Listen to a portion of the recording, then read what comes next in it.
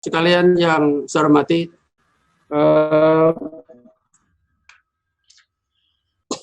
jadi ada dua sisi ya yang saya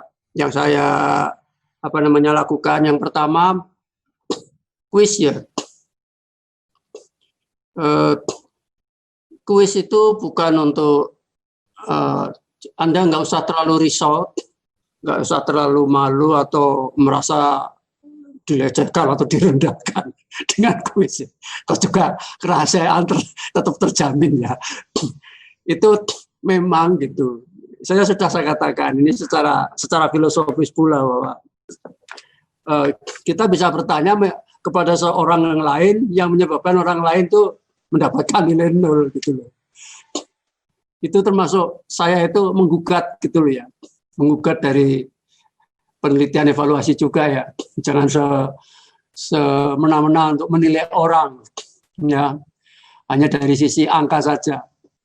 Betapa sedihnya gitu ya, mendapatkan berkali-kali nilai 0. Kalau itu hanya nilai angka, maka filsafat ini nggak mau gitu loh, hanya mengandalkan 0 saja gitu, enggak ya. Kalau hanya mengandalkan 0 saja sudah selesai, finish, nggak ada penjelasan, nggak ada selanjutnya.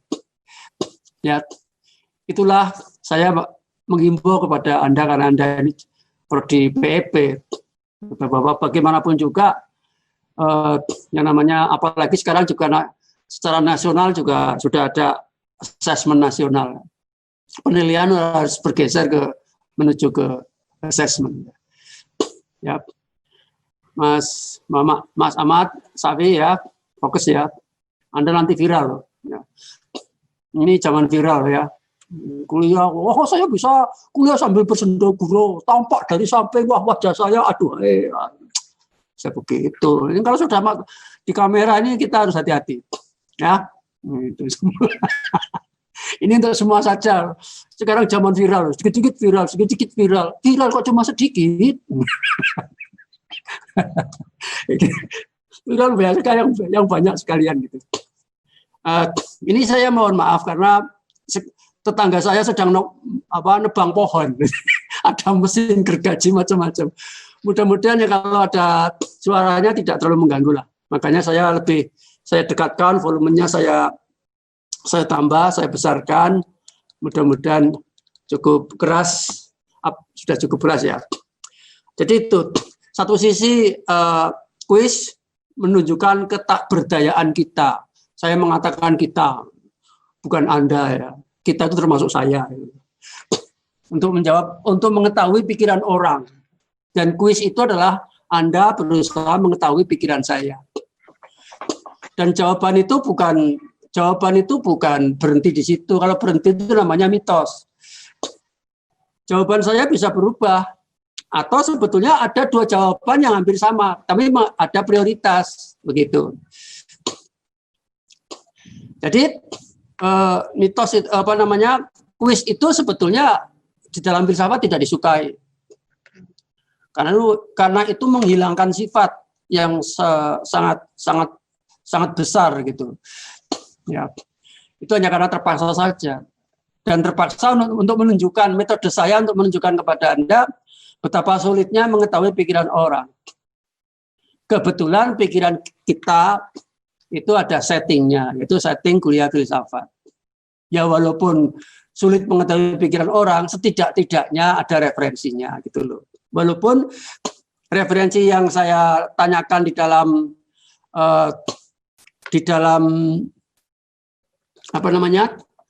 kuis itu referensi yang bersifat cair gitu. Saya nggak pernah kuis itu mengambil soal simpenan atau langsung spontan pada saat itu juga. Sekarang saya juga bisa soal yang lain dengan pertanyaan yang sama, mungkin ada sedikit perbedaan jawaban. 1000 juga nggak ada masalah, gitu loh. Nah itu satu sisi. Sisi yang lain ketika kita dihadapkan pada hal yang serius, jadi ini seperti tapal kuda gitu ya. Di hadapan pada yang serius, saya suruh membaca buku filsafat. Loh ini katanya kuliah filsafat, isinya cuma kuis-kuis saja kayak gini. Ini SD aja bisa. Ya, sembarang jawab macam-macam, toh jawab serius juga dapat 0. Gitu? tidak serius juga dapat nol, bedanya apa gitu. Ya. Ternyata setelah saya minta Anda itu membaca, mempelajari buku filsafat secara serius, belum serius gitu loh. Nah, ini kan antara tesis dan antitesis. Tesisnya itu kuis, antitesisnya adalah membaca buku filsafat yang serius. Membaca buku filsafat yang serius belum boleh, kuisnya juga belum boleh. Nah, berarti kan ini introspeksi yang lengkap. Jadi cerminnya tuh double gitu loh.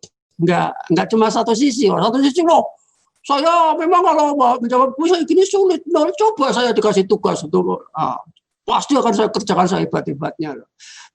Tapi ternyata tidak ada satupun, cuma satu saja. Tapi tidak ada satupun yang memuaskan saya, yang sesuai dengan harapan saya membaca buku The Critique of Reason itu. Gitu?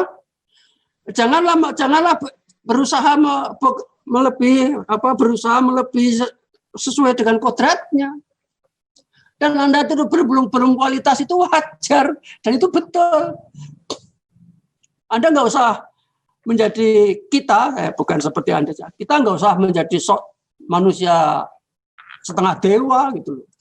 Kita wajar-wajar saja. Ya, kita itu kalau nggak belajar bodoh, udah saja itu. Namanya manusia, itulah rezeki kita. Rezeki kita kalau kita nggak belajar itu bodoh. Dan kalau kita belajar pinter, udah itu aja. Itulah kuasa Tuhan. Dan itulah hidup. Nah kalau kita pinter tanpa belajar, kita nggak bisa hidup. Gitu loh. Jadi ada di antara satu orang di antara Anda itu, kelas lain mungkin ya, yang berusaha menjadi seperti setengah dewa. Menampilkan karya yang begitu hebat banget karyanya. Tapi jelas sekali kelihatan bahwa dia bukan karya dia. Akhirnya apa? Akhirnya terkena plagiat. Dan itu musuh filsafat, plagiat itu. Karena kejujuran itu salah satu pilar filsafat. Nah kalau kita tidak jujur berarti sudah melanggar pilar itu. Kelihatan. Lo kok bisa melihat Pak? Ya Bapak Parsigit. Ya, sudah kuliah tahun 2007. Disertasinya sudah kelihatan di situ. Saya tunjukkan kepada Anda supaya Anda juga mantap bisa tunjukkan pada saudara, famili, keluarga, macam-macam orang tua. Ini bentuk akuntabilitas loh Pak. Dosen saya itu serius loh. Nggak main-main kuliah di Jogja nih. Walaupun pandemi tetap berjalan kualitas. Dosennya serius. Jam 2 malam saya belum tidur. Gitu. Nah, jadi dalam rangka untuk mempersiapkan kuliah ini yang penting adalah ya Pak, yang penting adalah introspeksi. Kuliah ya setinggi-tinggi ilmu kualitas adalah manusia bisa berintrospeksi. Anda itu introspeksi yang penting itu, gitu. Nah, untuk menjadi power now gitu loh. Transformasi dari manusia batu ke power now gitu loh. Nah, itu. Nah, karena itu ternyata yang Anda kerjakan kan masih bersifat belum serius lah. Saya anggap memang belum serius. Oleh karena itu baca lagi The Critique of Reason. Memang itu buku yang sulit, nggak mudah. Matematikawan hebat aja mengatakan 3,5 tahun baru paham. Matematikawan hebat itu. Apalagi Anda yang hanya sambilan, belum serius, ya hanya suruh merdeka berpikir. Tapi nggak apa-apa, itu sentuhan pertama. Filsafat itu bukan sekali sentuh. Tidak bisa sekali hirup, sekali hembus, selesai. Nggak bisa. Filsafat itu hidup, berkali-kali hirup, berkali-kali hembus. Kan begitu. Baik, begitu ya Mbak. Jadi Mas, saya mengucapkan selamat. Dan yang penting adalah kesadaran. Kesadaran dari awal daripada ilmu. Kalau Anda belum menyadari, dan dalam filsafat adalah, yang penting adalah menyadari bahwa diriku tidak tahu. Yang paling penting. Ya, kalau sudah tidak ngerti pun tidak menyadari, ya itu musuh filsafat. Itu lawannya, sebaliknya yang tidak sebagian besar punya masalah di dalam masyarakat ialah karena masyarakat tidak ngerti dan tidak menyadari dan tidak mau tahu. Ternyata terkena hoak, misalnya begitu. Sehingga kalau bisa dijejerkan, sekarang ini produk tulisan yang berkualitas, satu sisi hoak, yang satu sisi karya Immanuel Kant, coba silakan dibaca. Nah, dan silakan bandingkan. Maka kalau Anda sudah, insya Allah kalau Anda sudah membaca bukunya Immanuel Kant, sia-sialah hidupnya kalau hanya untuk membuat hoak itu. Jauh antara langit dan bumi. Ya, itulah pentingnya belajar, itulah pentingnya kuliah, itulah pentingnya studi lanjut, dan itulah pentingnya belajar filsafat. Namanya Immanuel, bukan berarti gereja itu. Pikirannya. Ya, filsuf itu bisa Islam, bisa Kristen, bisa Katolik, siapa saja silakan. Pikirannya. Juga ada Imam Ghazali, juga seorang filsuf. Ya, pikirannya. Anda lihat sama sekali dalam bukunya itu nggak membahas secara spesifik kegerejaan, enggak. Gitu loh. Itu jadi universal, ya. Jadi universal. Dan oleh karena itu saya selalu memesan bahwa untuk kuliah filsafat ini, karena jangankan kita berpikir filsafat, kita tuh menghadapi persoalan sehari-hari aja kita bisa mengalami suasana yang kalut, baik dalam pikiran maupun di dalam hati maupun di dalam interaksi keluarga. Ya, ada rasa tersinggung, ada rasa didahului, ada rasa dihina dan lain sebagainya. Apalagi sekarang zaman sulit, ya, keluar sulit, pergi sulit, ya, segala macam sebagainya. Ekonomi juga makin sulit dan sebagainya. Jadi semakin banyak persoalan. Maka jangankan berfilsafat, urusan sehari-hari untuk apapun, untuk mau bicara, untuk mau bekerja macam-macam pun seyogianya didahului dengan doa, begitu. Apalagi berfilsafat. Nah, ketika berfilsafat pikiran sudah mulai terbang kemana-mana, kembalikan lagi, diriset lagi dengan diperkuat doanya, gitu. Baik, saya share ya Mas, Mbak ya. Jadi ini saya mensupport. Jadi saya peduli ya, bukan masalah prihatin, peduli bahwa membaca The Critique of Volition itu sangat penting karena itulah filsafat ilmu. Saya yang lengkap, yang mendasar itu menemukan, itulah saya mengapa tertarik ya, karena itu di Muara ya. Karena itu di Muara. Dan nanti mungkin bisa juga, nah, kalau Anda cermati kuliah saya ini juga bisa berkontribusi untuk menjawab untuk menjawab kuis yang tanggal 23 itu. Ya. Jadi kuis itu dilihat dari progresnya. Ada tambahan betul 1 berarti sudah berjalan, itu sudah live. Anda itu sudah live. Ada tambahan tambah 2 udah live gitu. Nggak harus. Ini bukan penilaian patokan atau penilaian acuan patokan, bukan. Kalau tidak bisa lompat sekian gagal, bukan begitu filsafat. Hidup itu tidak seperti itu. Komunikasi diperjuangkan. Baik, oke, saya mau mencoba untuk share screen. Baik.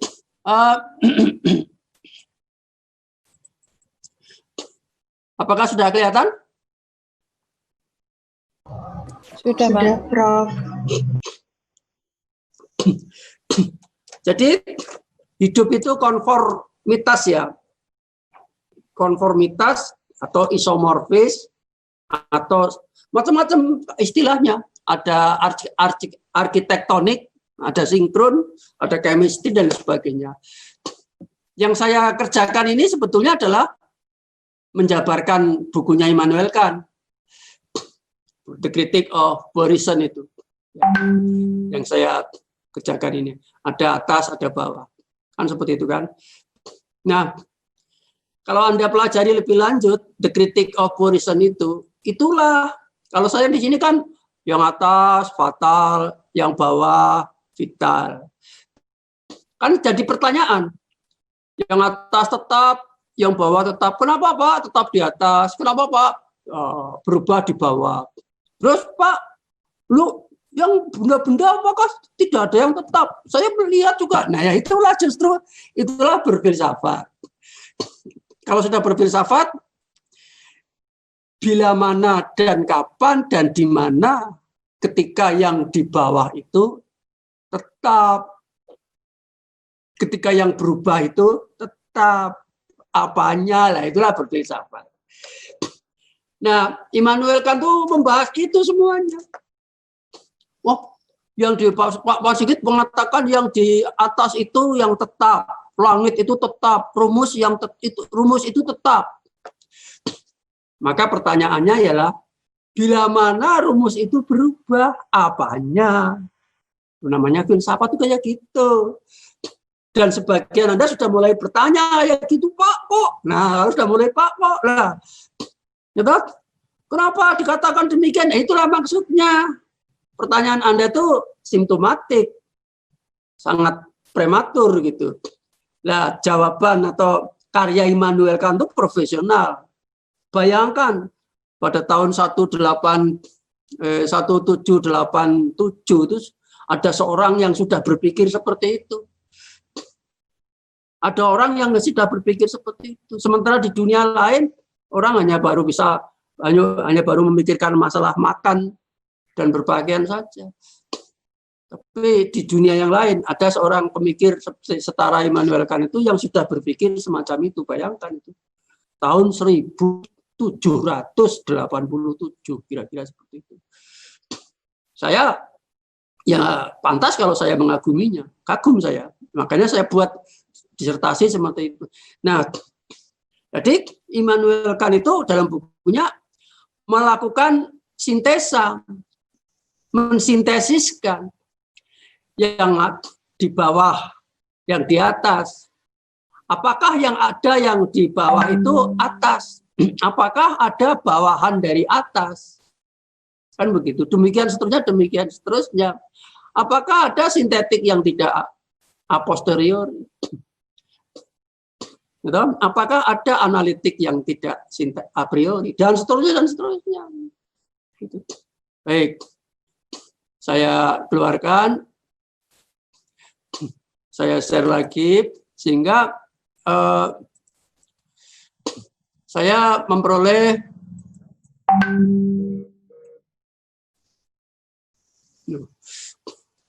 ini mau saya besarkan. Baik. Jadi karya-karya Anda semuanya menurut saya sangat prematur, sentuhan awal. Belum sampai kepada membaca secara serius dan tuntas. Dan ini saya mencoba, ini nggak ada karya selain karya saya. Ini karya saya. Kalau ada orang membuat semacam ini di seluruh dunia, berarti itu mengambil dari karya saya. Cuma karya saya kan mungkin kan memang untuk umum, tidak saya lindungi dengan hak cipta, ya silakan saja mau dipakai. Tetapi ini asli karya saya, dan gitu loh. Dan itu maksudnya kalau Anda berkarya, ya silakan asli gitu. Walaupun tentu punya referensi, harus. Nah, Anda dalam tulisan Anda yang satu lembar itu, yang saya minta sebagai tugas 5, saya memang sangat merasa berkekurangan, jauh dari harapan. Belum membahas masalah waktu, belum membahas masalah ruang, belum membahas masalah fenomena, belum membahas masalah kontingensi, masalah sensasi, masalah knowledge, persepsi, imajinasi, sensibilitas, logika, dan seterusnya. Banyak sekali perkara di sana. Dan itu semua adalah sintesis yang awalnya Anda sudah mulai bertanya, lupa kenapa realita itu kok berubah? Ada dong Pak yang tetap lah itu. Pertanyaan Anda itu secara profesional ditulis di dalam bukunya Immanuel Kant ini. 300 sekian halaman gitu. Baik, saya stop. Saya share lagi. Ya. Saya share yang daftar isi. Nah, coba saya sudah kirim kepada Anda supaya ini juga untuk bercermin buat Anda. Oh, ternyata cermin yang saya pakai terlalu kecil gitu loh. Ya. Ternyata cermin yang saya pakai terlalu kecil. Nah, jadi macam-macam isinya bukunya Immanuel. Jadi ada ada transendental, ya. Ada beberapa macam transenden. Yang transendental itu bisa logika, ya, estetik, gitu. Transcendental estetik, transcendental logika. Logika saja itu banyak sekali. Logika itu ada memuat transcendental analitik. Transcendent itu sebetulnya jauh beyond, di luar pikiran manusia, di luar pikiran kita. Jauh transcendent. Atau ada sebagian yang tidak bisa dipikirkan. Dan itu bersifat ideal. Maka ada analitik dari sebuah konsep. Konsep itu memang analitik jodohnya. Sama saja kalau kita ngomong Lombok pedas. Lombok itu ya pedas, pedas itu ya Lombok gitu. Jadi konsep itu bersifat analitik. Bagian daripada kegiatan analitik itu menggunakan konsep. Nah, pertanyaan orang berfilsafat, bagaimana konsep itu kan sebuah ideal di dalam pikiran. Bagaimana kalau kita mau berfilsafat berarti bertanya, bagaimana kedudukan atau akibatnya jika konsep itu dijadikan sebuah realita, begitu loh. Jika konsep dijadikan sebuah realita. Nah, kita berpikir kan juga ada realitanya. Konsep itu, kalau konsep itu sebuah realita, bagaimana? Nah, makanya Immanuel Kant menjelaskan ada hukum-hukumnya di situ, ada prinsip-prinsip di situ. Misalnya ada prinsip dari deduksi, ya, deduksi dari yang bersifat transenden. Transenden itu di atas dan dia turun ke bawah, dan turun ke bawah itu mengatasi atau merepresentasikan terus ke bawah, terurai gitu. Itu namanya deduksi. Itu namanya deduksi. Nah, kemudian juga mengenai apa sebetulnya a priori itu dijelaskan panjang lebar di situ. Nah, Pak Marsigit kan sangat praktis bahasanya. Ya, Pak Marsigit kan bahasanya sangat praktis. Saya kalau mau lihat gambar Anda lagi di mana? Oh ini. Ya. Kalau saya lebarkan lagi bisa nggak? Ini. Mana gambarnya?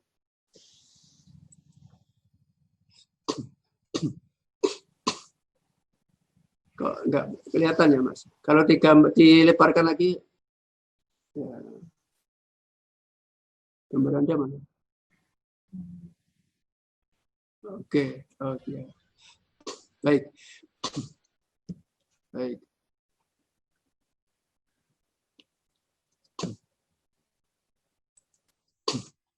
Jadi saya tadi terakhir sampai mana tadi ngomongnya?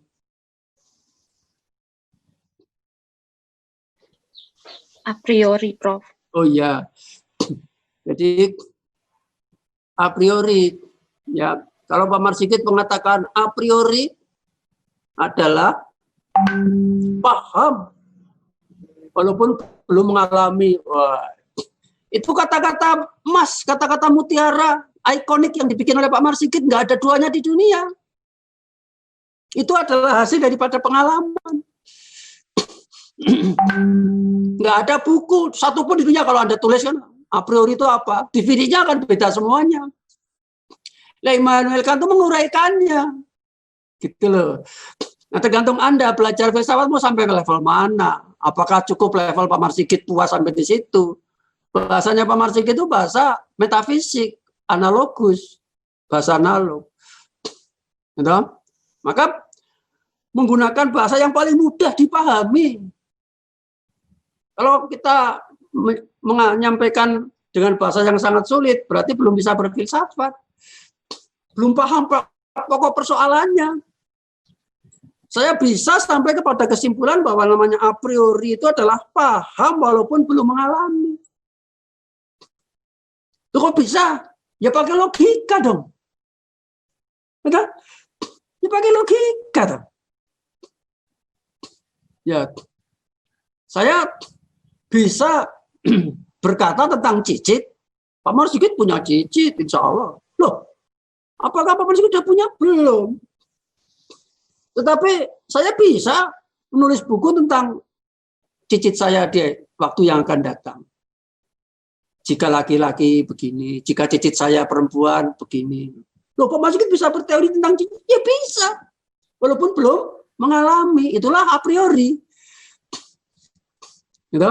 Itulah a priori. Pak Marsikit menggunakan bahasa yang sangat common sense gitu loh. Jadi Anda sekarang baru tahu, walaupun ternyata kemarin oleh kamu waktu ketemu dengan saya pertama kali, wah Pak Marsikit bahasanya sangat sulit. Padahal sebetulnya sangat mudah dibandingkan dengan Immanuel Kant ini.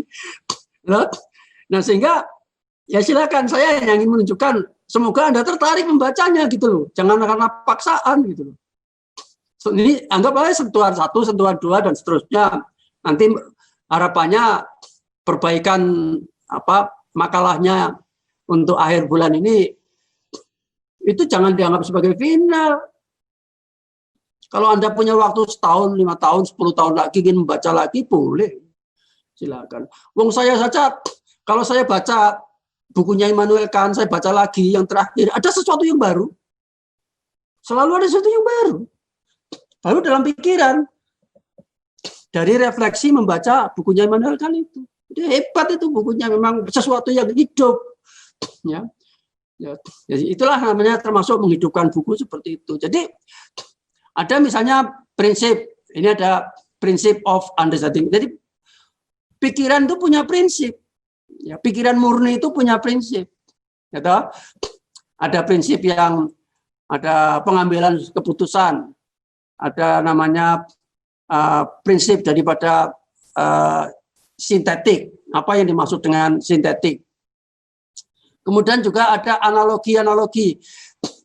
Nah, Immanuel Kant membuat analogi-analogi. Kenapa? Ya ini esensinya. Sebab filsafat itu bahasa analog. Ya, sebab filsafat itu bahasa analog. Bahasa analog. Gitu. Maka untuk misalnya ya, untuk ada namanya the first analogy, yaitu the principle of permanent substance. Inilah yang tadi pertanyaan. Loh Pak, kenapa yang permanen itu di pikiran di atas? Bukankah yang materi ada yang permanen? Nah ini first analoginya Immanuel Kant. Di materi itu yang permanen itu apa? Diterangkan di sana. Gitu loh. Kemudian masalah ruang dan waktu. Anda tidak ada sama sekali dari makalah Anda, dari mahasiswa yang dibuat itu membahas masalah ruang dan waktu. Padahal Immanuel Kant banyak sekali di situ. Ruang, waktu, Nah, ini di sini ada prinsip succession of time in accordance with law of causality. Nah, jadi waktu itu mengalami suksesi. Gitu loh. Jadi kalau ditelusur, deduksi ke bawah menjadi suksesi kepemimpinan. Tidak ada suksesi kepemimpinan kalau nggak ada suksesi waktu. Itulah filsafat. Tapi orang nggak menyadarinya. Dan suksesi waktu itu adalah prinsip.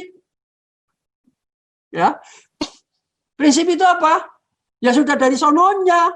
Immanuel Kant hanya menemukan saja. Oh ini ada prinsip ini. Prinsip itu ketentuan. Kalau paling tinggi itu adalah kuasa Tuhan.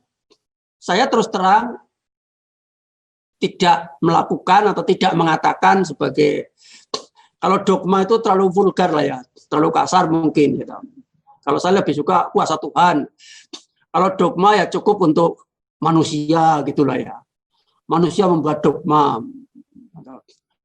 Atau manusia membuat dogma itu semacam kayak mungkin dalam persepsi negatif, dogma itu pemimpin yang otoriter umpamanya, yang harus dikerjakan dogma, bersifat dogmatis begitu ya. Tapi kalau untuk filsafat prinsip-prinsip secara filosofis yang di atas ke bawah itu ya bisa dipandang sebagai dogma. Seperti mitos juga Saya nggak mau mengatakan untuk spiritualitas itu mitos, bukan. Jangan. Jadi tidak tepat. Karena tidak tepat bisa bermasalah. Jadi mitos cukup untuk pikiran manusia. Ya, kemudian dogma. Lain masalah common sense. Ini kita sudah masuk filsafat. Kalau common sense tuh bebas, silakan. Orang bicara apalagi sudah urusan politik, sudah hoax, punya maksud tujuan dan tentu bisa memanipulasi kalimat dan pengertian. Nah, kemudian ada set analogi ketiga, yaitu prinsip koeksisten, dari hal-hal atau kejadian dari realita.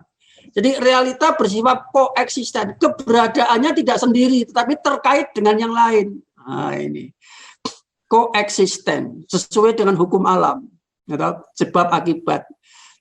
Nah, jadi tidak mungkin ada sesuatu di alam ini yang bersifat terisolasi, mandiri, itu nggak mungkin. Pasti ada sebab akibat, pasti terkait dengan yang lain. Gitu? Nah, kalau ditinggikan, sebetulnya di mana kaitan itu? Kaitan itu ada di dalam pikiran. Ya. Jadi sebetulnya apa hubungan dua peristiwa? Hubungan dua peristiwa adalah hubungan dua persepsi dalam diri manusia. Gitu loh. Apa hubungan kemarin dan sekarang? Hubungan kemarin dan sekarang adalah hubungan dua persepsi Anda, persepsi kemarin dan persepsi sekarang. Itu terjadinya di persepsi. Ketika Anda tidur, nggak ada lagi hubungan. Kan gitu. Nggak ada lagi hubungan. Karena Anda tertidur. Nah, gitu loh. Maka berfilsafat itu orang yang tidak tidur. Orang yang sadar, maka sadar itulah awal daripada ilmu. Gitu loh. Nah, jadi itulah ada prinsip-prinsip di situ. Kemudian ada postulat, ya, postulat. Nah, postulat itu kan di atas. Paman Sigit mengatakan ada postulat, ada teorema, ada prinsip, itu kan di atas. Nah, sekarang apa yang terjadi? Apakah yang di bawah nggak ada postulat? Dijawab oleh Immanuel Kant. Postulat daripada empirical, pikiran empiris. Gitu? Jadi semua realita itu sebetulnya kan dipikirkan. Kalau kita tidak memikirkan, kalau kita sedang tidur, maka kita tidak akan mengerti realita itu. Aneh kan? Padahal kita mengatakan pikiran itu ada di atas, realita ada di bawah. Pikiran itu ada di langit, realita ada di bumi. Nah, pertanyaannya adalah kapan bumi itu menjadi langit? Atau sebaliknya, kapan langit menjadi bumi? Ya, langit kan menjadi bumi bagi para dewa. Dewa itu apa? Dewa itu subjek. Dewa itu orang yang sudah berpengalaman. Nah, para politikus itu, para anggota DPR itu dewa-dewanya politik di Indonesia. Langitnya perpolitikan di Indonesia menjadi buminya bagi dia. Tapi bagi saya yang tidak mau terjun ke politik, hanya sebagai profesional saja, perpolitikan di Indonesia tetap menjadi langit bagi saya. Gitu loh. Tapi bagi para politikus sana itu, yang itu sudah menjadi buminya. Nah, gitu loh. Nah, sekarang dibalik. Bagaimana ketika bumi itu jadi langit? Maka bisa saja orang menjadi terasing pada dirinya sendiri. Orang Indonesia nggak ngerti Indonesianya. Orang Jawa nggak ngerti Jawanya. Ya bisa saja. Seperti itu. Itulah the principle empirical thought. Ternyata di dalam garisnya Paman Sigit, ideal di atas, empiris di bawah. Nggak akan mungkin ada empiris kalau tidak diidealkan. Kenapa? Kita memikirkan empiris itu pakai pikiran. Dan ketika kita tertidur, nggak ada lagi empiris. Itu loh maksudnya. Hebatnya itu. Kayak gitu kok dipikir barang sepele. Nah, dikatakan bisa berfilsafat kalau sudah mampu memikirkan hal-hal yang sepele gitu.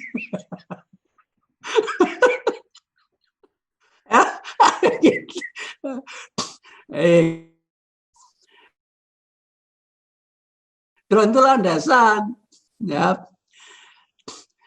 Jadi ini ada fenomena dan noumena. Enggak ada sama sekali tulisan Anda kemarin yang sampai ke fenomena dan noumena. Penting sekali.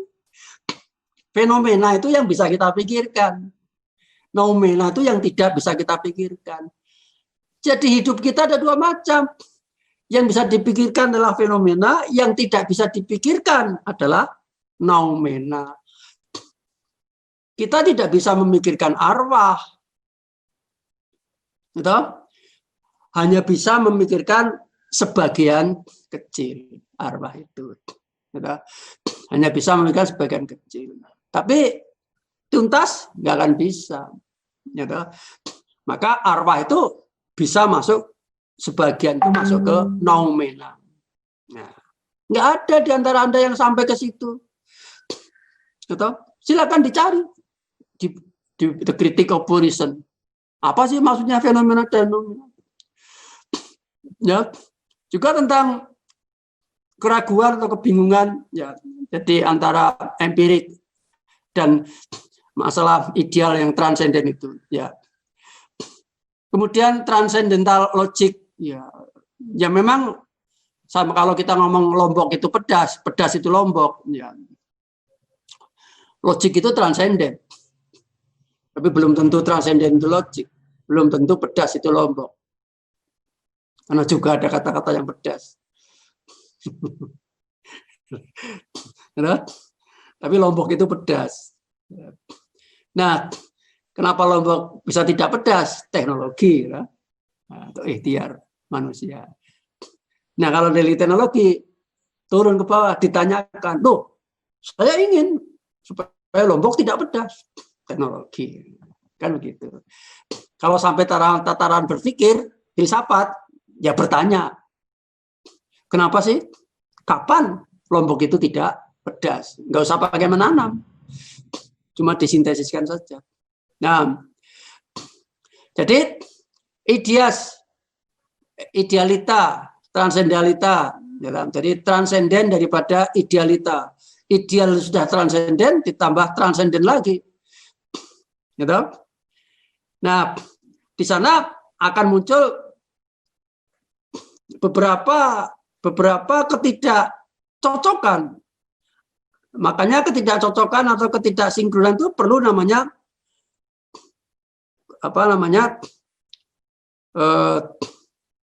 interaksi. Interaksi itu kan bahasa pendidikan. Kalau ditingkatkan jadi dialektika. Kalau difilsafatkan jadi hermeneutika. Interaksi. Maka ada di sini dialektik inference of pure reason. Pure reason itu apa sih?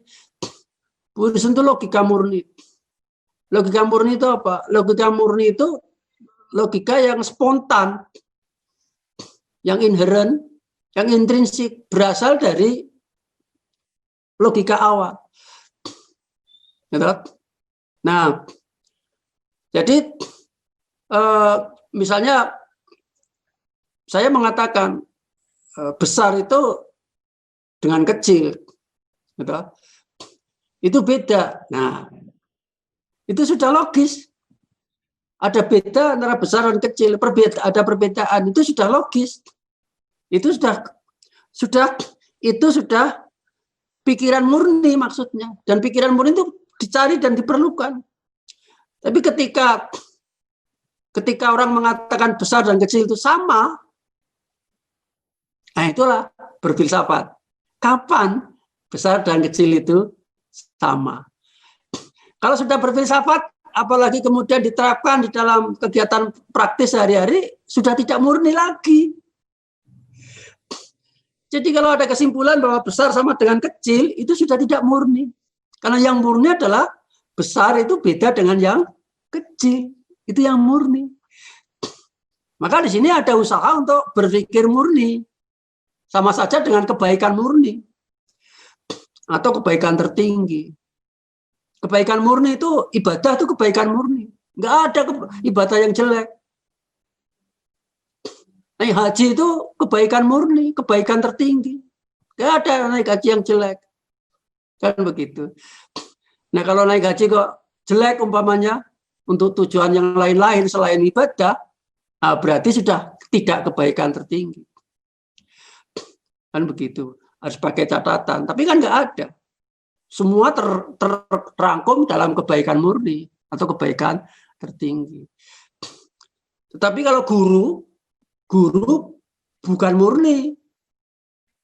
Sebab juga ada guru yang mengajarkan ketidakbaikan. Misalnya seperti itu. Nah, jadi namanya ada dialektika inferensis. Karena nanti akan muncul paralogis dan antinomi. Ya. Paralogis itu sesuatu yang salah, sesuatu yang antinomi juga sesuatu yang berlawanan di dalam pikiran kita. Bagaimana solusinya?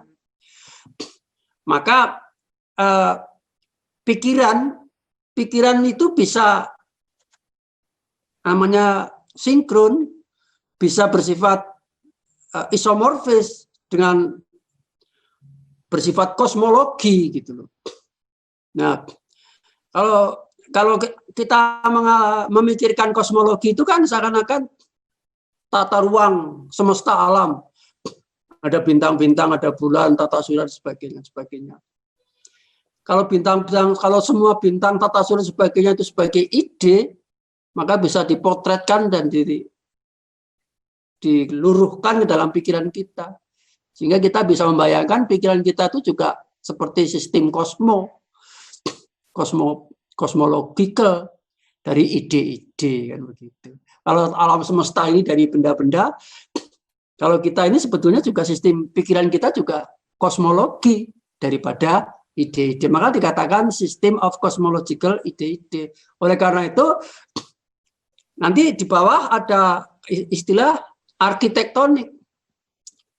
Jadi bahasa analog ya, kosmologi, arsitektonik, saya katakan isomorfisme atau sama dan sebangun. Jadi pikiran saya dengan pikiran Anda itu sama dan sebangun.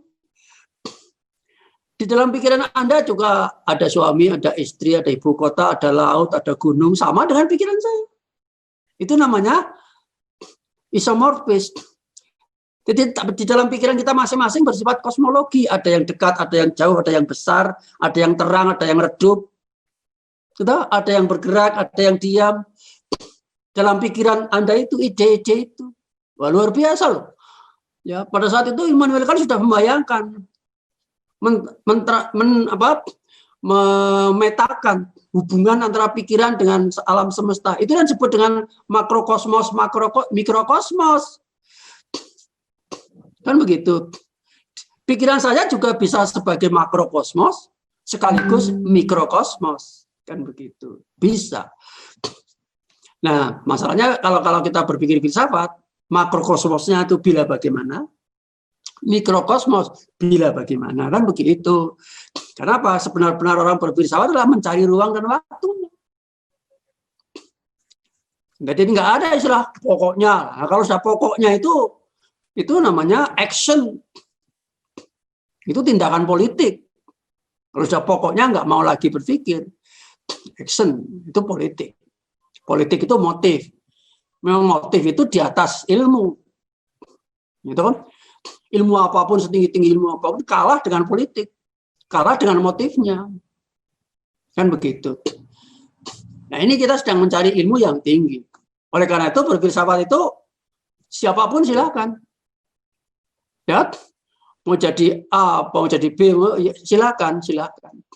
Cuma saya berpesan bahwa kalau mau berfilsafat ya berdoa supaya Anda menjadi diri Anda secara sesuai dengan perjalanan hidup Anda, latar belakangan dan seterusnya.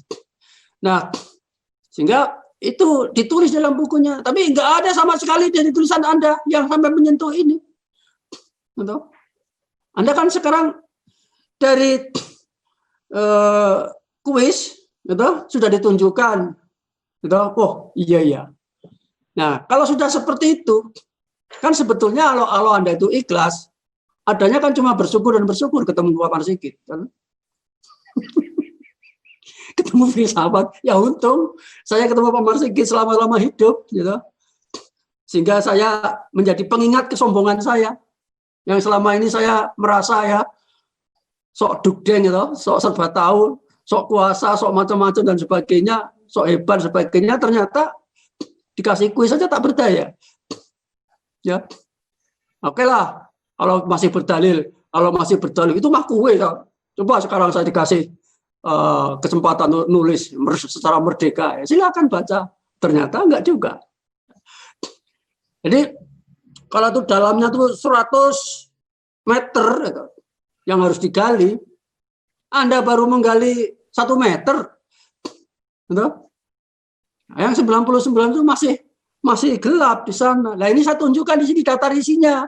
Ini loh, kalau Anda mau gali terus, ada pikiran Anda sebagai suatu tata surya, coba. Luar biasa. Sebagai tata surya. Jadi kutub itu ada di mana? Ya, kutub itu bukan di utara. Kutub itu ada dalam pikiran Anda. Ya kalau Anda tidur nggak ada kutub kok. Entah? Anda bisa pergi ke kutub utara kan ketika Anda tidak tidur. Padahal separuh hidup itu tidur. Ya. Nah, sehingga di situ ada apa namanya?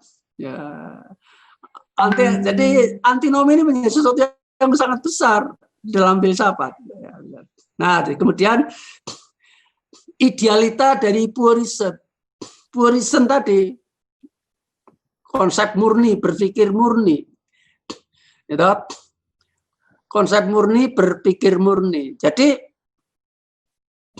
ada yang disebut dengan ideal secara umum, kemudian ada yang bersebut dengan transenden. Pikiran murni bersifat transenden, tapi ada yang bersifat spekulatif, ya, atau hypothetical.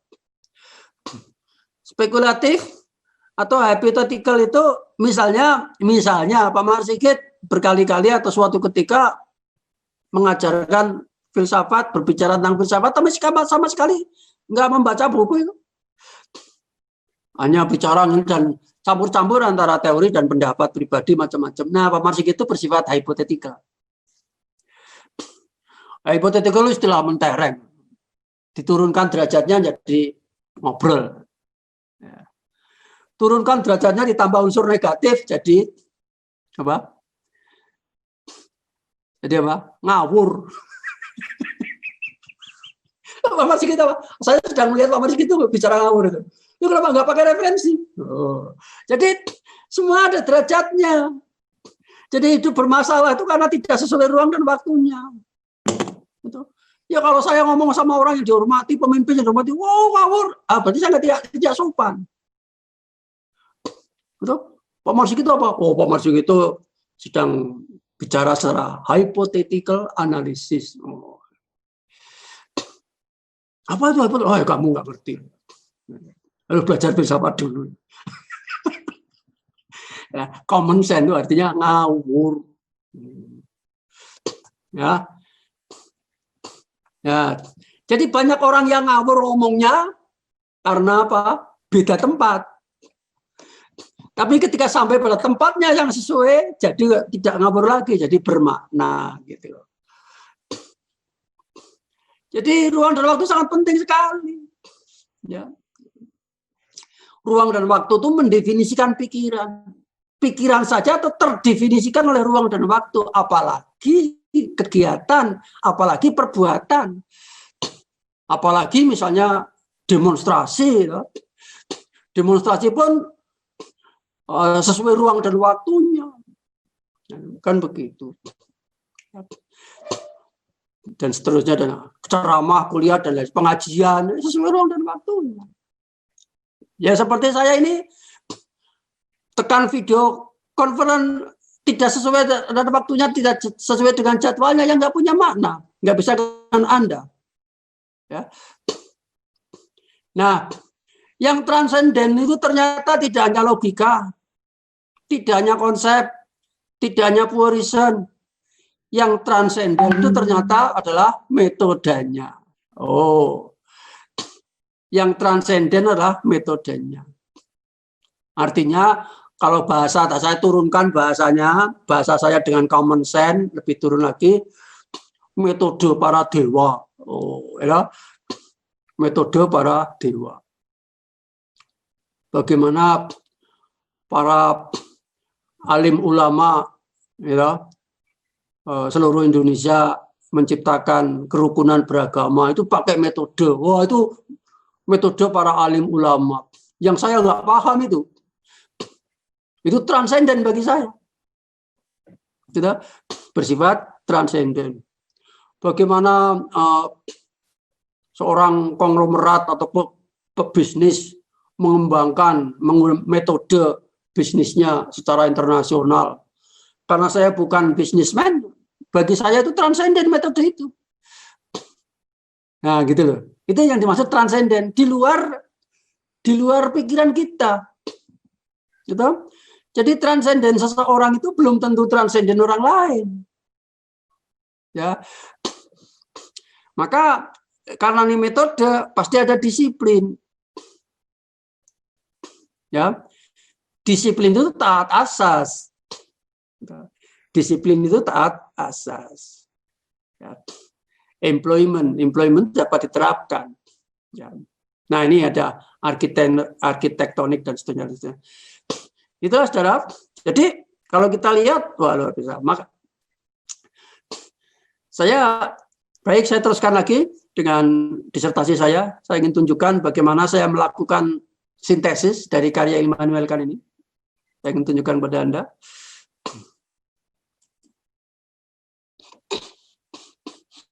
Ini karya saya kalau nggak salah yang mana ya? Belum saya buka. Bentar. Belum saya buka.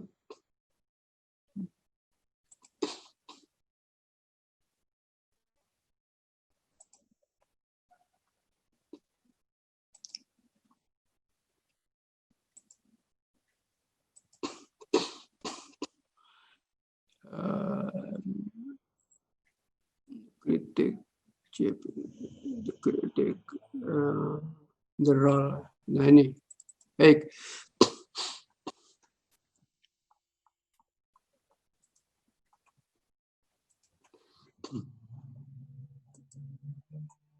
The role. Nah ini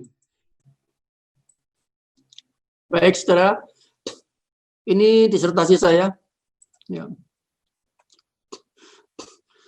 Tahun 2007 ini ketika saya selesai kuliah 3,5 tahun, masuk 2004, lulus 2007.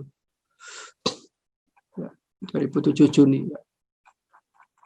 Jadi judul saya The Role of Kant Theory of Knowledge in Setting up the Epistemological Foundation of Mathematics.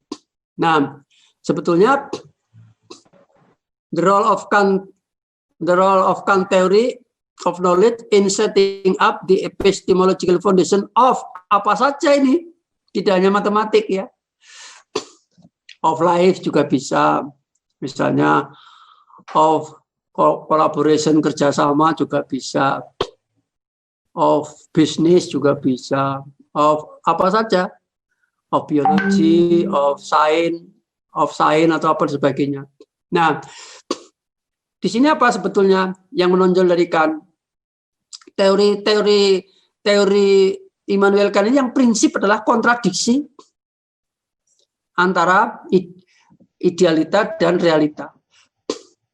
Tetapi dari kontradiksi yang berbeda itu tidak diambil permusuhannya,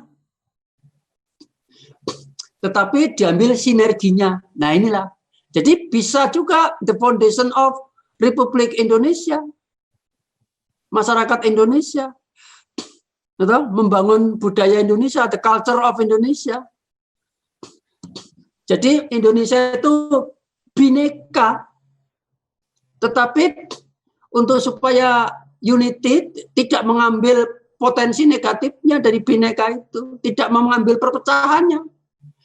Seperti yang dilakukan oleh Immanuel Kant.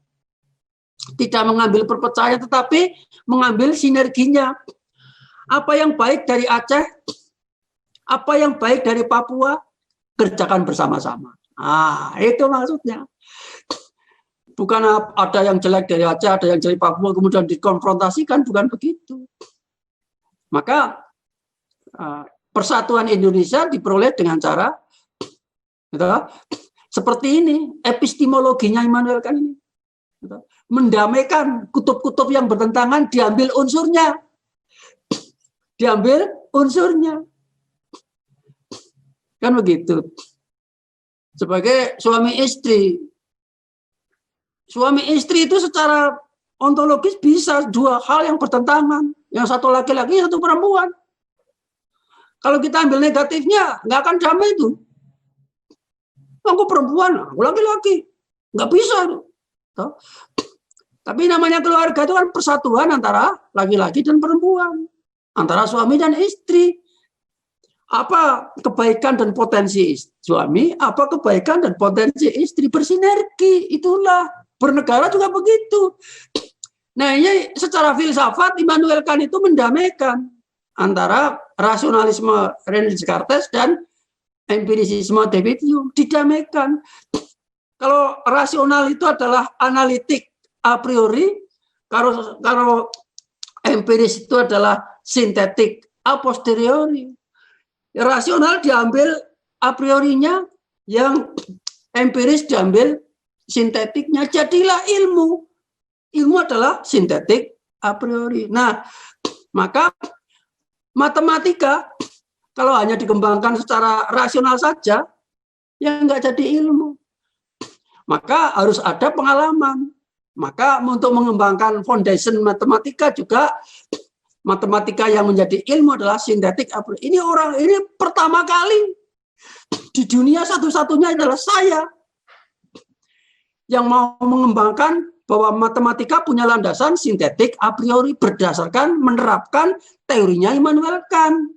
Itulah yang saya kerjakan. Maka karena ini adalah tentang matematika, di bab 1, bab 2 itu masih tentang matematika lah. Teorinya Immanuel Kant di bab berikutnya, di tengah kayak saya itu. Anda bisa baca bagaimana saya melakukan sintesis. Saya melakukan sintesis dengan karya Immanuel Kant ini, dengan matematikanya, hakikat matematika, sejarah matematika, dengan pandangan filsuf lain sebagainya, jadilah disertasi saya ini. Dan kalau saya buat dalam bahasa Indonesia, saya harus membuat definisi-definisi bahasa Indonesia dan tidak ada. Dan itu seperti membuat kamus. Maka saya jemput bola supaya lebih optimal, supaya mengurangi kesalahan dan lain sebagainya, saya buat dalam bahasa Inggris disertasi saya ini fully dan begitu. Nah, alhamdulillah ternyata setelah saya baca lagi, memperoleh pengetahuan baru juga dari karya saya. Saya bersyukur, berarti karya saya ini tetap juga akan menjadi bertahan lama. Ya, akan menjadi bertahan lama sampai kapanpun, sampai orang lain menemukan.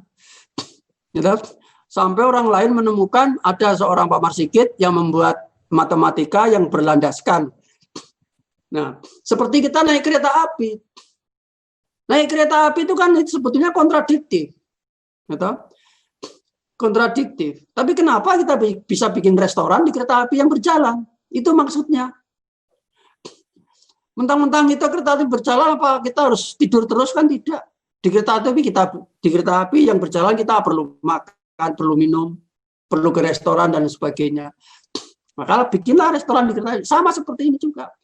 Itulah dengan adanya matematika yang saya kembangkan yang berbasis epistemologinya Immanuel Kant itu, maka masuklah di situ unsur sintetiknya. Dan unsur sintetik itu mewadahi intuisi, mewadahi pengalaman, mewadahi realita, dan mewadahi generasi muda yang belajar matematika. Jadi di sini nggak ada lagi matematik is for matematik.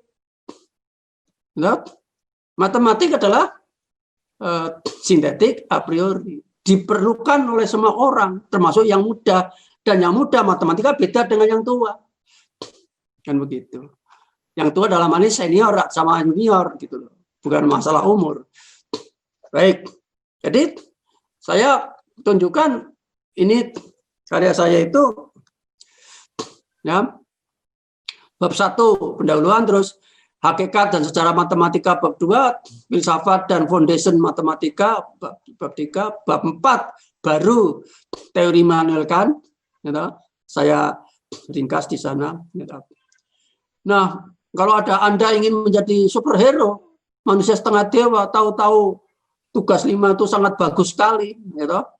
Nah, setelah saya telepon orangnya, bener ini karya Anda, maaf Pak, nah betul kan, aku ngerti kok ini bukan tulisan kamu, tapi itu jangan kamu lakukan lagi ya, karena itu musuh dirimu, musuh berfilsafat. Gak ada gunanya kita nulis 1000 halaman, tapi itu karya orang lain. Walaupun 5 baris, 20 baris, tapi karya sendiri itulah maksudnya. Di sini kita itu. Bukankah itu sesuatu moral yang bagus melalui kuliah kita ini? Nah, jadi, setelah saya membahas tentang teori Immanuel Kant di sini, sebetulnya isi daripada CPR, The Critical Position, Anda bisa melihat di buku saya itu, di bab 4. Yang sudah saya sederhanakan di sana, ambil yang pokok-pokok. Di situ ada analogi, pasti penting ada analogi, ada fenomena pasti ada di situ. Ya, jadi bisa sebagai referensi Anda besok kalau menulis, memperbaiki tugas ini, tugas 5. Maka saya beri waktu. Ya karena ini berfilsafat nggak tergesa-gesa lah ya. Anda ada perenungan, ada dilupakan sebentar, ya, lupa tapi rindu gitu ya. Ya, bukan benci lah ya. Tapi lupa tapi rindu gitu ya. Gitu. Nah, setelah itu baru ini coba Anda baca bagaimana saya menerapkan. Ini menerapkan, jadi ini masih filosofinya Immanuel Kant, tapi bagi ini yang penerapannya di sini, chapter 6 ini, yang sudah jadi ada 4 hal ini yang saya buat ini. Jadi mulai dari ini Kant menginflasi, kemudian kontribusi dalam epistemologi, kemudian sampai kepada pengaruh matematika dan sebagainya. Nah inilah saudara, jadi memang segala sesuatu harus diperjuangkan ya, harus diperjuangkan. Jadi apapun, mau berdagang ya harus berjuang. Ada awal, ada booming, ada tengah, ada perjuangan, ada hasil dan sebagainya. Mau kuliah juga berjuang. Ya, saya itu bisa berinteraksi dengan Anda, berjuang lewat WA, kenal lewat foto sekarang, gitu, lewat YouTube, lewat Vicon dan sebagainya, berjuang. Ya, sehingga ada saling pengertian, loh, kamu semua mahasiswa saya sekarang melihat Pak Masigit ini orangnya serius loh.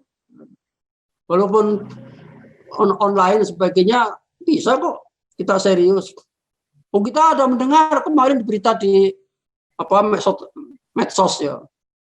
Ada dosen yang kuliah Vicon dicuekin sama mahasiswa. Ini bagian daripada perjuangan.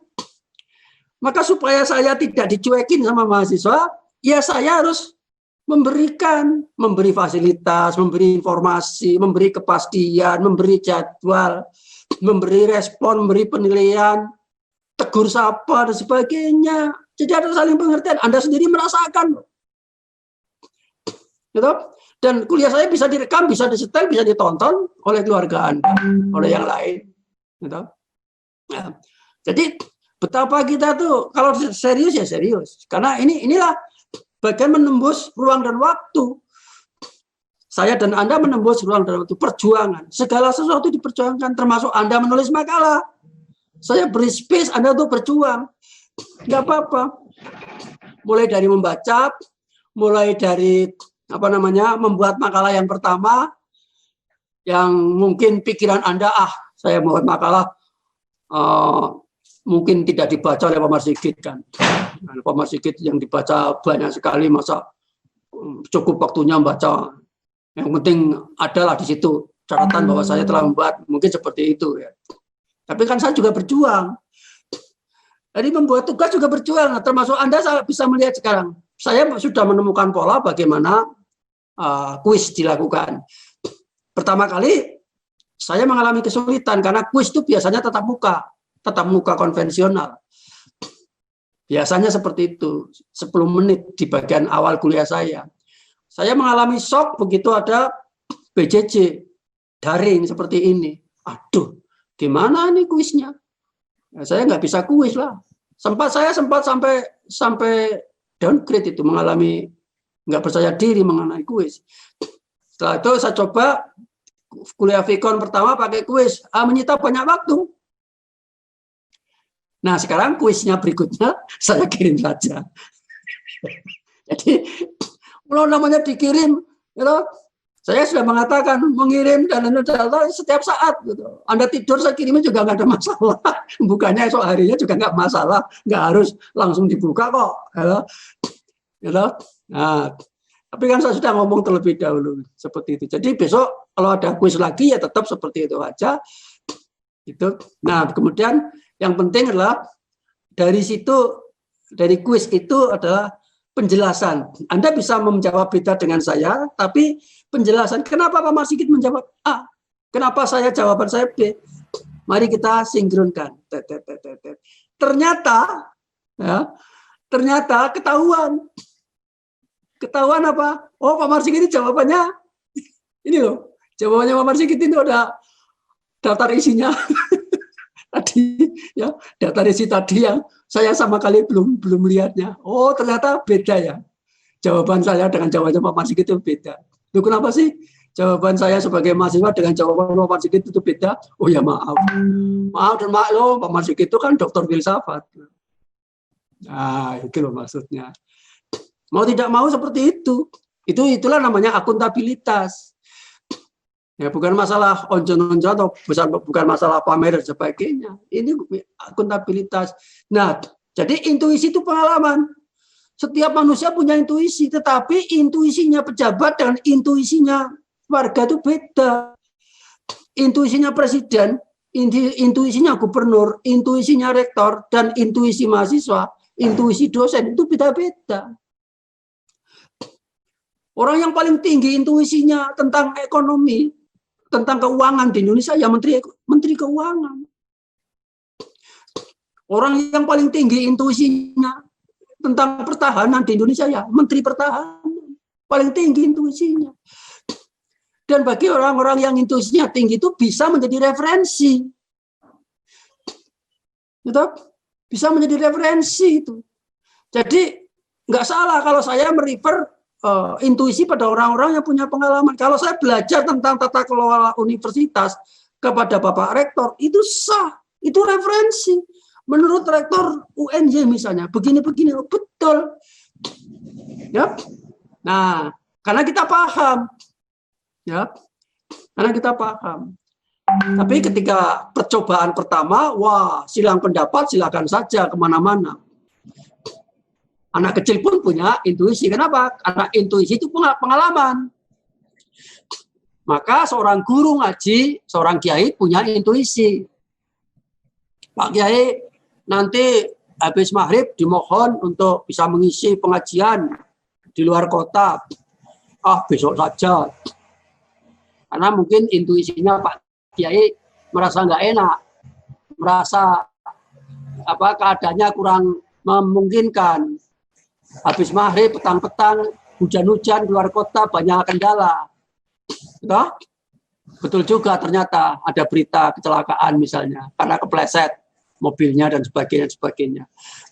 Jadi itu intuisi. Semakin tua kita semakin banyak intuisi. Ya. Baik. Sekarang saya coba, ini waktunya, maaf, saya ingin bertanya. Ada yang bisa menjawab? Sampai jam berapa kita?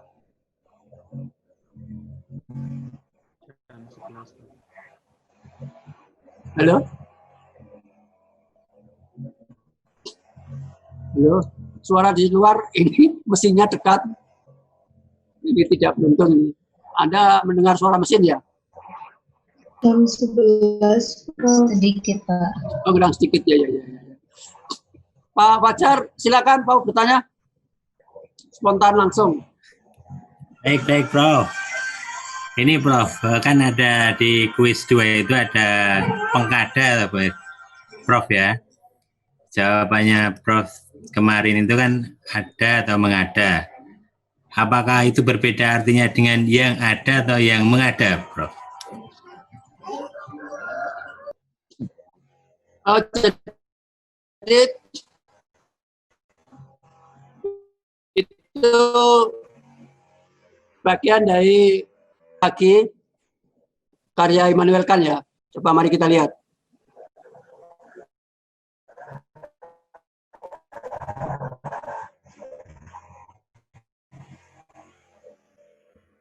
Yang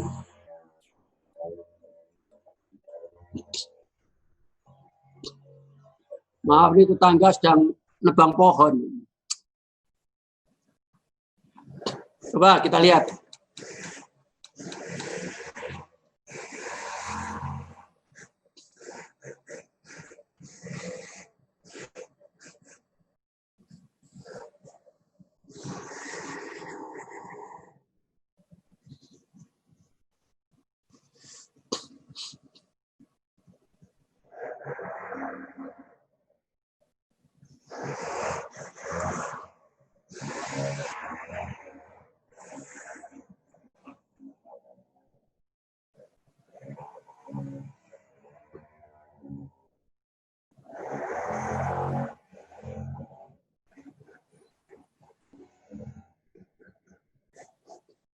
Coba tolong dicermati dari sini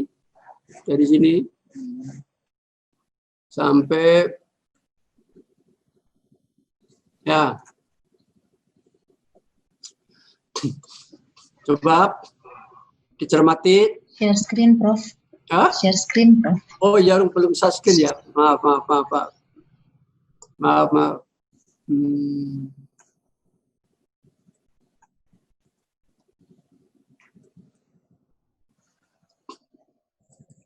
Ya.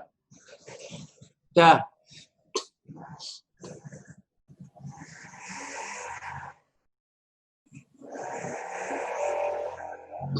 Silakan Anda cermati. But it quickly discovered that terus